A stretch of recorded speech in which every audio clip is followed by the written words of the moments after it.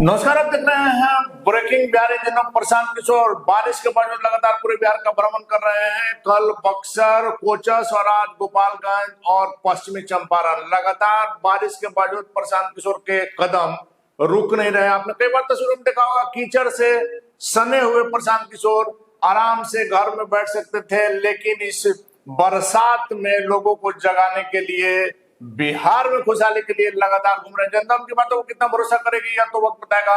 अभी हमारे साथ उनके जन स्वराज के युवा के बिहार के प्रदेश अध्यक्ष प्रोफेसर शांतनु जी। शांतनु जी, ब्रेकिंग बिहार में सबसे पहले आपका बहुत स्वागत है।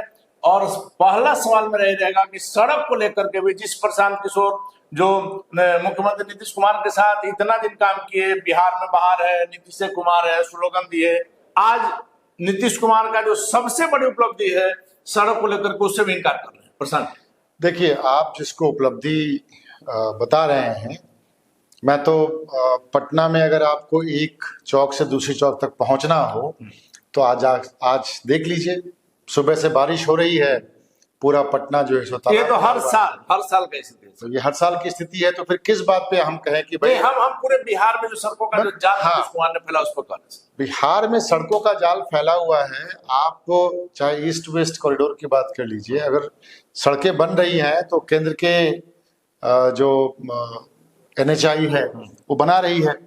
आप सड़कों को बनाना और सड़कों की मेंटेनेंस के ऊपर आप जाके देखिए। आप यहाँ से मुजफ्फरपुर से दरभंगा की सड़क को जाके देख लीजिए, सड़कें बनी हैं, चौड़ी सड़कें बनी हैं, लेकिन आज उसमें सबसे ज्यादा दुर्घटनाएं भी हो रही हैं। जो सेफ्टी नॉर्म्स हैं इतने बड़े और तेज हाईवेज को बनाने के, वो कहीं फॉलो नहीं होते। आप जाके देखिए कि अगर 2 बारिश हो जाए तो उन हाईवेज की जर्जर हालत कैसे होती है।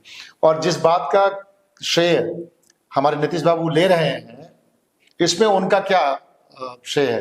भाई, आपको ट्रकों को यहाँ से पास करवाना है तो केंद्र सरकार की मजबूरी भी है कि भाई आपको यहाँ से यूपी से बंगाल जाना है तो बिहार होकर जाना है। बिल्कुल। तो इसमें आपका विकास का क्या मॉडल है? राहुल गांधी के बिहार आने से बेचैनी जहां सिर्फ NDA में नजर नहीं आ रही है, प्रशांत जी में भी नजर आ रही है, जन स्वराज में भी नजर आ रही है। उन्होंने सीधे तौर पर माफी मांगने का ऐलान कर दिया है कि माफी मांगना चाहिए राहुल गांधी को। ये बात तो मैं भी बोलता हूँ भाई, जिस कांग्रेस पार्टी के वो नेता हैं, उसी कांग्रेस पार्टी के मुख्यमंत्री जगन रेड्डी ने ये कहा, रेवंत रेड्डी सॉरी, बिहारियों को लेकर के कहते हैं कि भाई बिहारियों के DNA में मजदूरी है। अब उनके पार्टी का कोई मुख्यमंत्री इतनी घटिया बात कह रहा है बिहारियों के लिए, और बिहार में आके राहुल गांधी जी वोट मांगेंगे, उससे पहले उनको आके माफी मांगनी। लेकिन प्रशांत जी का संदर्भ था सर कि 15 साल जंगल राज और 45 साल जो बिहार में कांग्रेस ने शासन किया है, इस संदर्भ में कि आप इस बदहाली के लिए पहले माफी मांगिए, इसके बाद यात्रा कीजिए। भाई देखिए, बिहार की बदहाली का जितना जिम्मा NDA की सरकार पे है, उतना ही बड़ा जिम्मा महागठबंधन की सरकार पे भी है। भाई, जब महागठबंधन की सरकार थी, जब जंगल राज यहाँ पर था, तब कांग्रेस पार्टी ने बिहार के विकास के लिए कौन सा मॉडल दिया? जब वो 2014 तक यूपीए की सरकार चल रही थी केंद्र में, तब उन्होंने बिहार के विकास के लिए क्या कदम उठाए? तो आज जब वो बिहार को पलायन रोकने के नाम पे वोट मांगने के लिए आ रहे हैं, तो ये बताना चाहिए उनको कि जब उनकी सरकार थी तब उन्होंने क्या किया। 17 महीनों के लिए आपके विपक्षी दल के नेता तेजस्वी यादव जी जब उप मुख्यमंत्री बने, तब उन्होंने क्या किया? तो हम हमलावर होने की वजह ये है कि आपको जब जनता ने अपना भरोसा दिया, आप उस पर नाकाम उतरे। अब आप चुनाव के समय बरसाती मेंढकों की तरह फिर से वापस आए हैं, वही लालच। मतलब चुनाव आया तो फिर राहुल गांधी को बिहार की याद आ रही है। लेकिन सर, बड़ा सवाल है कि आप लोग सबसे जवाब चाहते हैं, आप जवाब नहीं दीजिएगा। आप बिहार की बदहाली के लिए जिम्मेवार नहीं है। आप बताइए कि हम कैसे जिम्मेदार हैं? अगर नीतीश कुमार जिम्मेवार हैं, RJD है, कांग्रेस है, तो प्रशांत किशोर भी 2015 में हमने लगातार कहा कि मुख्यमंत्री नीतीश कुमार को जिस अपनी रणनीति के तहत लाए, तो कहीं ना कहीं अगर 100 पैसे में 90 पैसा नीतीश कुमार दोषी है, तो 10 पैसा प्रशांत भी है कि इनके स्लोगन से जनता भ्रम में आई। जी देखिए, अच्छा हुआ आपने ये सवाल किया। मुझे लगता है कि इस बात पे भी चर्चा होनी चाहिए थी। देखिए, एक चुनावी रणनीतिकार का दायित्व क्या है? वो दायित्व ये है कि वो जनता के विकास के मुद्दों को उन राजनेताओं को दे जिसको लेकर वो जनता तक पहुंचे और जनता उन पर भरोसा करके उनको जिताए। चुनाव में जब आप किसी राजनीतिक दल को मदद कर रहे हैं, पैसा लेकर के मदद कर रहे हैं। नहीं, मदद करने की बात तो ठीक है। मैं ये कह रहा हूं कि जो वादे, जैसे आप कह रहे हैं कि 7 निश्चय की बात हुई थी, 7 निश्चय अपने आप में एक बहुत बढ़िया मॉडल है। आज वो उसका नकल करके 7 निश्चय पार्टी लेकिन आप लोग तो कहते हैं कि लूट का अड्डा बन गया है। लेकिन हाँ, मैं ये कह रहा हूं, लेकिन उन वादों को पूरा करने की जिम्मेदारी तो पॉलिटिकल पार्टीज पे है, उन नेताओं पे है जिनके जो ये वादा करके चुनाव में वोट मांग रहे हैं। तो अगर रणनीतिकार ने आपको बताया कि आपको डेवलपमेंटल पॉलिसीज ऐसी देनी चाहिए, तो वो लेकिन उसको अमल में लाने में फेल्योर कौन हुआ? लेकिन वो फेल्योर हुए नीतीश कुमार। 2005 में नीतीश कुमार की सरकार आई जी, 15 में फिर से जब प्रसाद जी उनके साथ आए, 10 साल का समय बीत चुका था। क्या उस समय तक बिहार में पलायन रुक गया था, बेरोजगारी रुक गई थी, सड़कें अच्छी हो गई थी, लॉ एंड ऑर्डर स्थिति सुधर गया था? क्यों उस समय प्रसाद जी को सब अच्छा लग रहा था? इसलिए कि नीतीश कुमार के साथ थे और हटते ही तमाम जो है खराबी नजर आने लगी। देखिए, जब जंगल राज के बाद नीतीश बाबू को सत्ता के लिए जनता ने चुना, 5 में जब चुना था और उसके बाद फिर इधर भी चुना, तो ऐसा लगा कि बिहार को एक विकास की गति मिलेगी और शायद इसी वजह से एक नाम भी पड़ गया उनका कि विकास पुरुष हैं और ये वो। मैं ये कह रहा हूं कि जिस भरोसे के साथ जनता ने उनको दिया, वो भरोसा धीरे धीरे टूटता चला गया। और इस बात का एहसास प्रशांत जी को है कि आप सिर्फ नेता बदल के या सत्ता बदल के बिहार का विकास नहीं कर सकते, इसलिए उन्होंने वो पार्टी भी छोड़ी। भाई, आप कह रहे हैं कि उसके 10% दोषी वो भी होंगे, तो उस बात का प्रायश्चित भी तो हम उसको उदाहरण से समझा रहे हैं सर। जिस प्रकार से राहुल गांधी की सत्ता नहीं थी, कांग्रेस की सत्ता थी, राहुल गांधी आज दोषी है क्योंकि यहाँ कांग्रेस की 45 साल तक शासन रहा और आज राहुल गांधी को याद आ रहा है। उसी प्रकार से प्रशांत किशोर भी दोषी है क्योंकि जब वो साथ में रहे मुख्यमंत्री नीतीश कुमार के, उनको समझ में नहीं आया, उसमें लगा कि बिहार में सब चीज ठीक है। आज जब आप राजनीति में आए, तब आप भी जनता को परगला रहे हैं, इसलिए कहीं ना कहीं आपको भी माफी मांगना चाहिए कि आप अपनी रणनीति के तहत जिस कारण से पैसा लेकर के रणनीति बनाते थे या जिस कारण से आपने नीतीश कुमार को सपोर्ट किया, इसका मुझे अफसोस है। देखिए, माफी मांगने का तो कोई सवाल नहीं होता है, क्योंकि जिन वादों को लेके आपने नीतीश बाबू को कहा कि भाई आप जनता के सामने जाइए, उस वादे खिलाफी तो नीतीश बाबू ने की है ना। प्रशांत किशोर ने उस वादे का वादे खिलाफी नहीं किया। साथ देने के लिए मैं आपको दूसरा भी उदाहरण देता हूँ। मोदी जी का एक भाषण लिखा गया था प्रशांत जी के द्वारा कि भाई मोतिहारी में जो अगली बार आएंगे तो यहाँ की चीनी मिल से चाय पियेंगे। इस वादे में क्या बुराई थी? इस वादे में ये वादा था बिहार, अगर ये हो गया था तो बिहार के लिए एक बिल्कुल, तो ये सारे वादे विकास के वादे हैं। इन वादों को पूरा करने की जिम्मेदारी उन नेताओं की है, उन पार्टियों की है जो इन वादों के साथ जनता से वोट मांगती है। मतलब रणनीतिकार प्रशांत किशोर को 5 से 10 सालों में एहसास हो गया कि यह नेता जनता को ठग रहे हैं, इसलिए अब हमको जानना है जनता। बिल्कुल। तो ये भी एहसास हुआ कि सिर्फ नेता बदल के आप समाज नहीं बदल सकते हैं, बिहार को विकास की तरफ नहीं ला सकते। आपको एक आमूलचूल परिवर्तन की आवश्यकता है। आपको यहाँ की व्यवस्था पूरी तरह से लोगों का जो है वो मन मिजाज को बदलना होगा, तब जाकर के होगा। मन मिजाज भी बदलना पड़ेगा। आपको ऐसे योग्य और कुशल व्यक्तियों को समाज से चुने, कहीं के समाज। लेकिन सर, आपके साथ जो कुशल व्यक्ति जुड़ रहे हैं जी, आप देख लीजिए, आनंद मिश्रा से लेकर के संतोष महतो से लेकर के, जब वो लोग पार्टी छोड़ दिए तब वो बुरा हो जाएंगे। देखिए, जितने भी लोग जन स्वराज पार्टी से जुड़े थे और जन स्वराज के साथ काम किया है, उन्होंने जन स्वराज के विचारों और उसके आदर्शों के साथ अपनी सहमति जताई है। ऐसा कोई भी व्यक्ति जो जन स्वराज के आदर्शों और विचारों के साथ अपनी सहमति जताता है, उसके लिए जन स्वराज अपने दरवाजे खोल के रखता है। लेकिन अगर उनके कोई व्यक्तिगत इंटरेस्ट क्लैश कर रहे हो या व्यक्तिगत कोई संभावनाएं क्लैश कर रही हो, तो कोई भी व्यक्ति जन स्वराज पार्टी को छोड़ के जाने के लिए स्वतंत्र है। इसमें कोई किसी को बांध के रखने वाली बात तो नहीं होनी चाहिए। तो अगर हमारे जन स्वराज पार्टी में 100 लोग आए हैं, उसमें से 2 या 3 लोग गए भी हैं, तो ये एक राजनीतिक प्रक्रिया है। प्रशांत जी की अति महत्वाकांक्षा या ओवर कॉन्फिडेंस नजर नहीं आता सर। आपने देखा होगा एक जगह इंटरव्यू में वो कह रहे थे कि अगर 120 सीट भी हमको आ जाता है तो मैं इसे अपनी हार मानूंगा। आपको क्या लगता है कि 243 में 243 सीट जीत जाएंगे?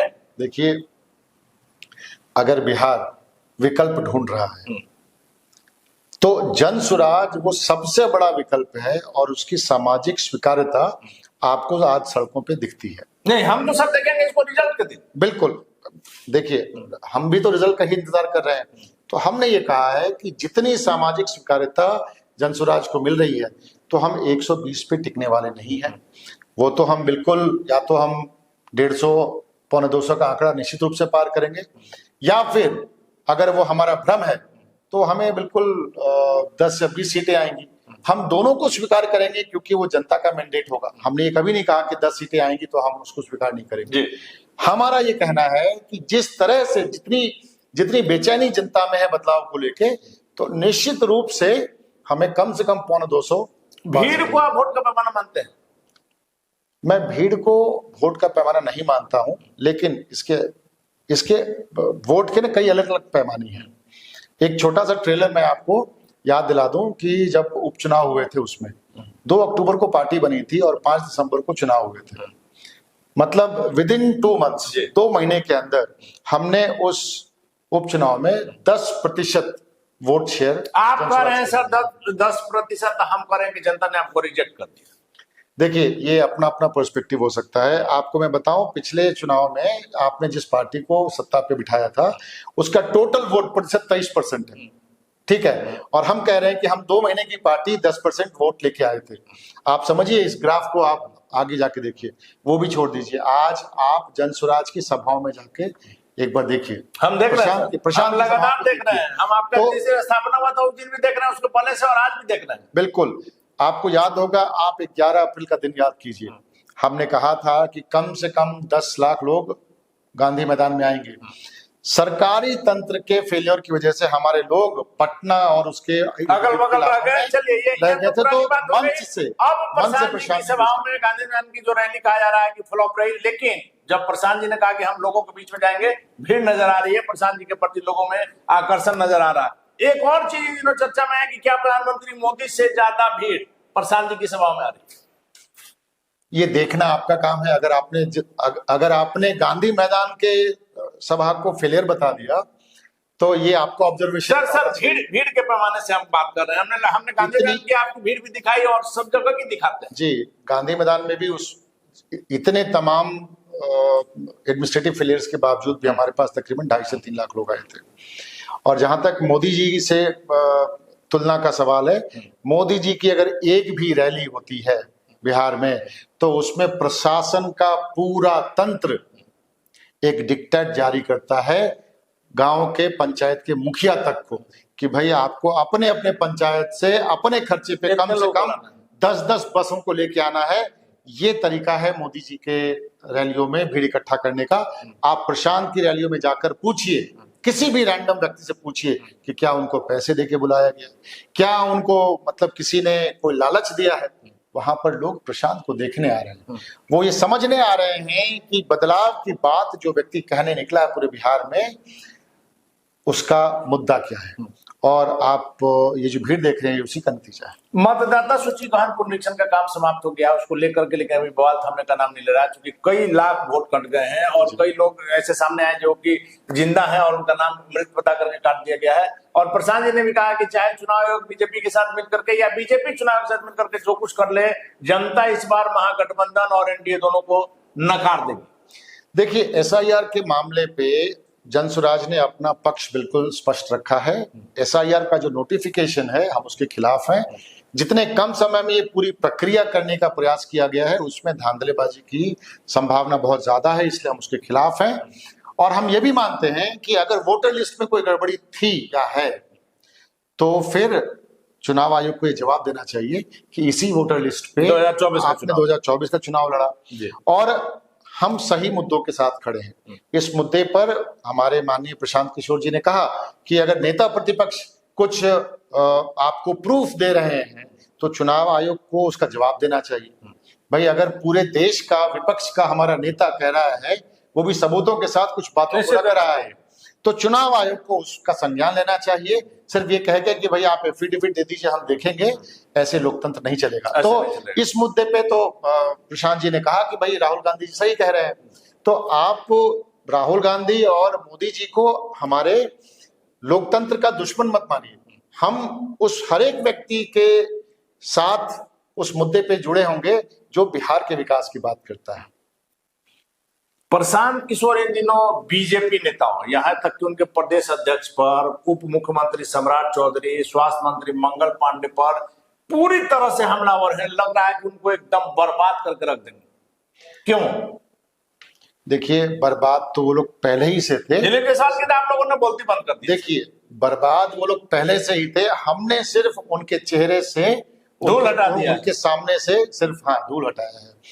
जनता को बेवकूफ बनाकर सत्ता में बैठे हुए ये नेता हैं, और ये फहरिस्त तब तक खत्म नहीं होगी जब तक भारतीय जनता पार्टी या फिर राष्ट्रीय जनता दल या फिर किसी भी पार्टी का कोई भ्रष्ट नेता जनता से छुपा हुआ है। छुपा हुआ। आखिरी सवाल है सर, चिराग पासवान पर ना प्रशांत किशोर हमला करते हैं, ना चिराग प्रशांत पर हमला करते हैं। सवाल उठता है कि दोनों की अंदरूनी दोस्ती क्या सतह पर आएगी?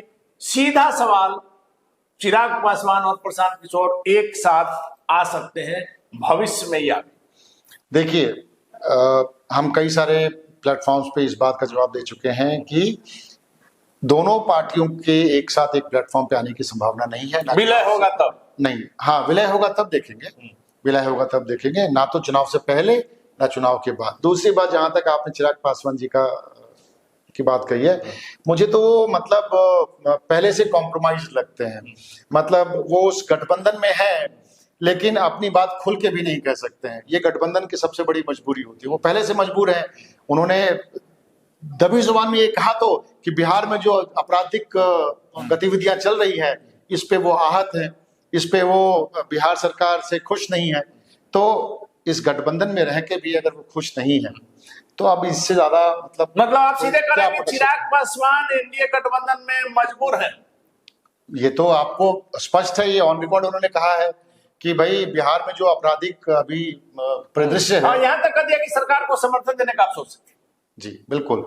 तो ये किसी भी गठबंधन की मजबूरी होती है। आप जब किसी गठबंधन में जाते हैं तो आपको एक कॉमन मिनिमम प्रोग्राम के साथ चलना पड़ता है।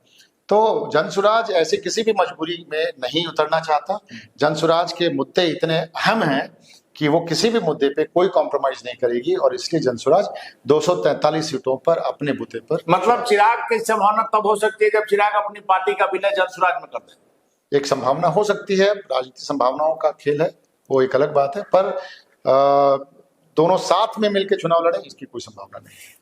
चलिए, तो प्रोफेसर शांतनु जी ने साफ कर दिया कि चिराग पासवान और प्रशांत किशोर साथ नहीं आ रहे हैं। यदि विलय होगा तभी कोई बात हो सकती है। प्रशांत किशोर लगातार कहे हैं कि ना चुनाव से पहले और ना चुनाव के बाद किसी से कोई गठबंधन नहीं, 243 सीटों पर लड़ेंगे। वैसे में प्रोफेसर शांतनु का सीधा कहना है कि यदि 150 से ऊपर सीट भी आता है हमको तब भी उसे हम अपना पूरा जीत नहीं मानेंगे, और यदि 10 से 15 सीट भी आता है तो जनता का मैंडेट समझ करके उसको स्वीकार करेंगे और मेहनत के साथ लड़ेंगे। लेकिन इन दिनों जिस प्रकार से प्रशांत किशोर खास करके गांधी मैदान की रैली, जिसको लगातार मीडिया ने भी फ्लॉप कहा है, इसके बाद प्रशांत किशोर जिस प्रकार से पूरे क्षेत्र में घूम रहे हैं, बिहार के हर जिलों में इस बारिश के बावजूद घूम रहे हैं, आपको लगातार हमने वो तस्वीर भी दिखाई है, कंटिन्यू दिखा रहे हैं, आज भी दिखाएंगे, कल भी दिखाएंगे।